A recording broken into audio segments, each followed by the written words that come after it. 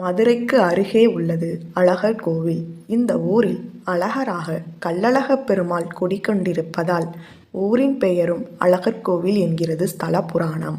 மதுரை மாநகரில் முக்கிய திருவிழாவே அழகர் ஆற்றில் இறங்கும் வைபவம்தான். மீனாட்சி அம்மைக்கும் சொக்கேசருக்கும் நடக்கிற திருக்கல்யாண வைபவமும் அழகர் ஆற்றில் இறங்குகின்ற வைபவம் இரண்டுமே பிரசித்தி பெற்றது.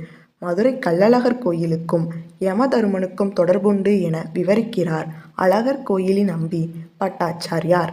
யமதருமர் வழிபட்டு அருள் பெற்ற திருத்தலம் இது. யமதருமர் செந்நிற மேனியும் கவர்ச்சியான முகமும் காந்த கண்களையும் நாசி எடுப்பாக இருக்கும் செம்பவள உதடுகளையும் கொண்டவர். அவரின் பற்களை முத்து போன்றவை என்று யமதருமனை விவரிக்கின்றன புராணங்கள். ஆனால் அழகிய உருவம் கொண்டவராக இருந்தவர் தன் தேசத்தை இழந்து கோர முகத்துடன் இன்றளவும் காட்சி தருகிறார் யமதருமன்.